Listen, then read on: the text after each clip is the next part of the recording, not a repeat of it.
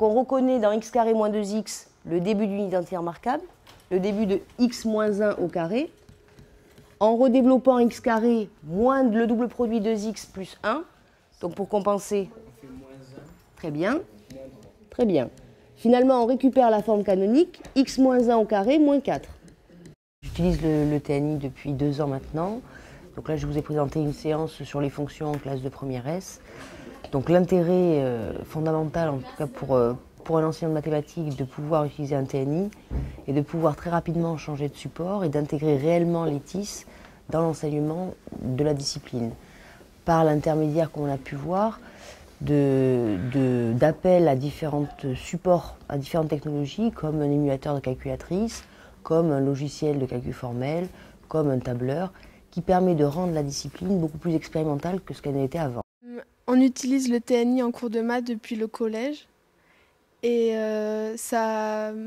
depuis peu on a la possibilité d'avoir notre livre de maths sur le tableau numérique.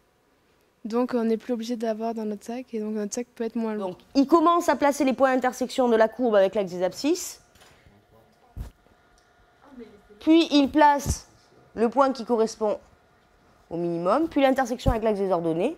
Il a 4 points caractéristiques de la courbe. Pour ce qui est des mathématiques, les nouveaux programmes imposent une manipulation des élèves de certains logiciels de mathématiques, de calculatrices. Le fait de disposer en cours, pendant les séances en classe entière, d'un TBI ou d'un TNI, ça permet de leur montrer très régulièrement, à chaque fois que le besoin d'utiliser l'outil se fait sentir, l'enseignant montre comment lui s'en sert. Et après, c'est un gain de temps qui est assez important lorsque l'élève est sur machine et qu'à son tour, il va exploiter et faire fonctionner les différents logiciels. L'utilisation du tableau numérique, c'est aussi un atout parce que pour tout ce qui est travaux informatiques, on n'a pas besoin d'avoir chacun un ordinateur. On a le tableau et puis voilà, enfin, c'est plus pratique. Le fait qu'on puisse voir au tableau les logiciels, que le professeur nous montre comment il faut faire, sur quel bouton il faut appuyer, tout ça, ça nous aide beaucoup quand on va en salle informatique et qu'on se retrouve tout seul devant le logiciel, ça nous prépare bien. Par exemple, pour l'utilisation des calculatrices, autrefois, sans tableau blanc, l'enseignant était obligé de passer voir individuellement les difficultés de chaque élève, qui pouvaient être des difficultés sans grand intérêt. C'était retrouver une fonction dans le catalogue de la calculatrice. Le fait de pouvoir montrer collectivement au tableau où on récupère les informations sur l'outil, ça permet de montrer en une seule fois à la classe entière comment utiliser son matériel. Ça marche? Valeur absolue de x carré moins 2x moins 3 égale 3. On va voir si maintenant il veut bien me résoudre. Regardez bien. Instantanément, je récupère quoi? Combien de solutions? 4. Quelle est la différence avec la machine à calculer?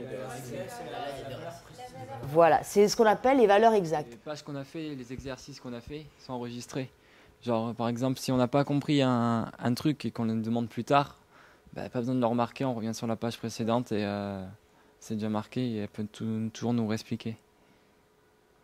Pour la méthode de travail, ouais, c'est mieux. Le premier avantage est de pouvoir passer d'une page à l'autre et de revenir à n'importe quel moment de la séance sur ce qui a été dit précédemment.